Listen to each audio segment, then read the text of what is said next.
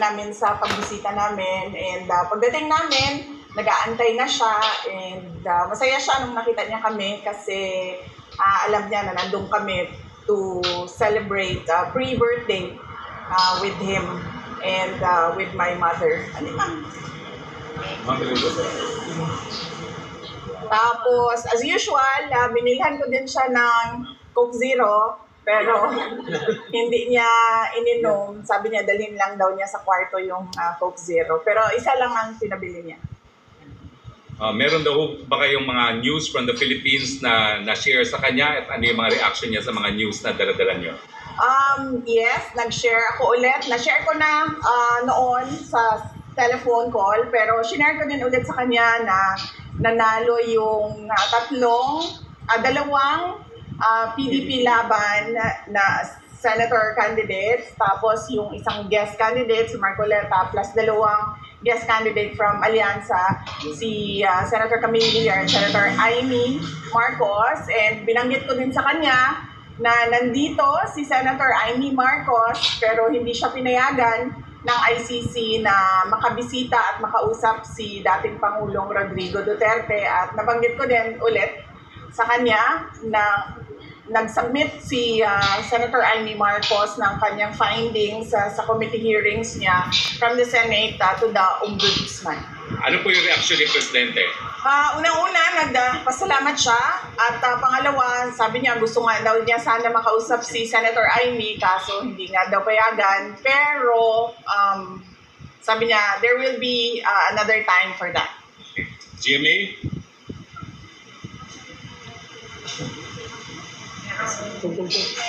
VP, bukod po dyan, 88% po ng respondents sa SWS survey ang nagsabing mahalagang harapin ninyo ang impeachment at sagutin ang mga alegasyon. Para raw malinawan ang publiko at malinis ang inyong pangalan. Ano po ang masasabi niyo sa ganitong pananaw?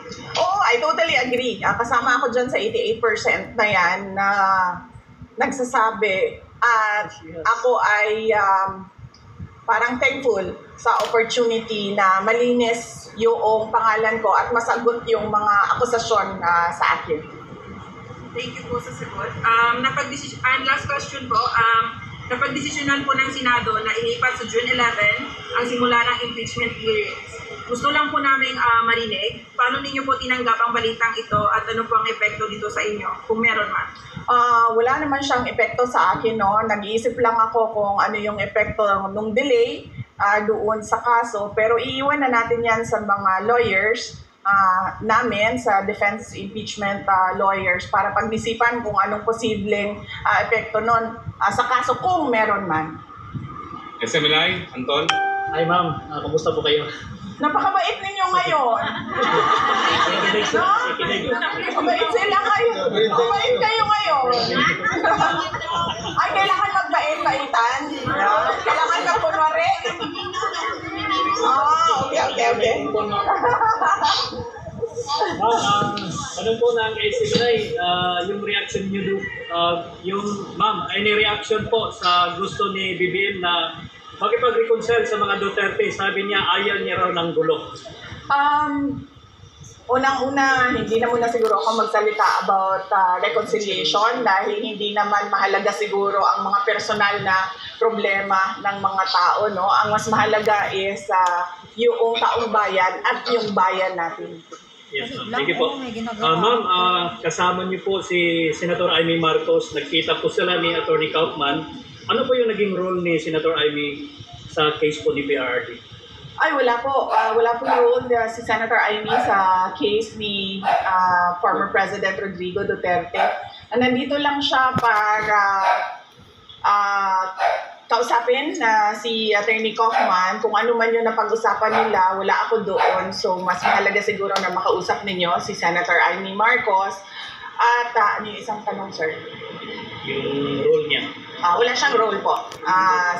Either sa defense or doon sa ICC prosecution case, wala pong role si Senator Amy Marcos. Ito ma'am, last question na lang kasi ito kasi yung usap-usapan ngayon. Ewan ko lang kung pwede ito.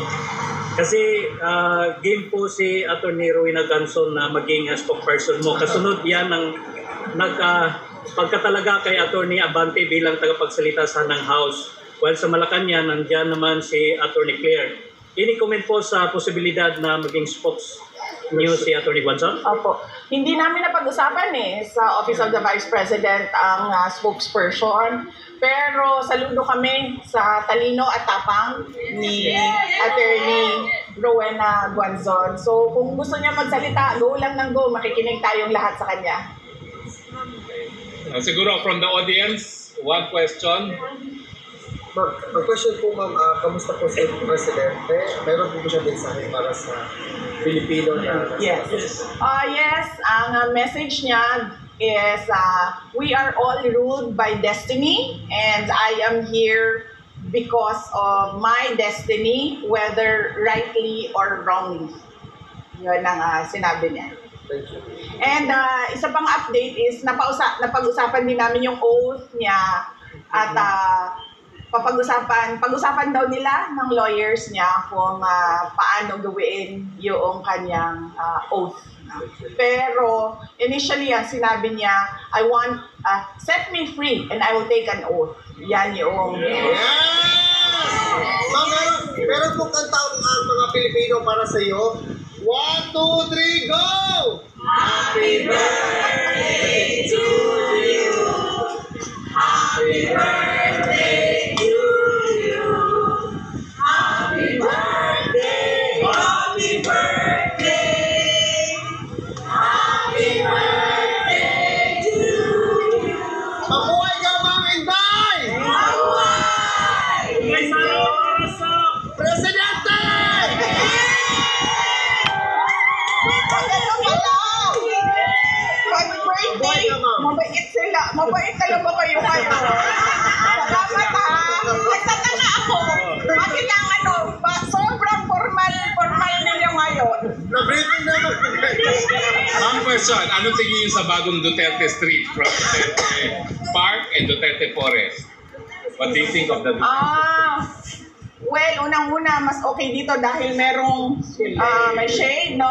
So, importante sa amin ni Alvin ang aming cuties. Dahil unang-una, mataas ang incidence ng skin cancer at pangalawa, mahirap na magdagdagan ang mga melasma natin. So, okay siya. Mas palagay ko lang, maganda din siya dahil nakikita siya ng mga dumadaan na mga sasakyan. So, meron tayong increased awareness. Kasi doon, konti lang ang dumadaan na sasakyan at hindi nakikita by the street yung ginagawa. At marami pang pwedeng gawin, posibleng gawin na dito dahil mas malaki yung area. Ma'am, pwede ba additional ma'am? Kasi naghihintay po ang taong bayan kung kailan daw makakauwi si PRR dito po.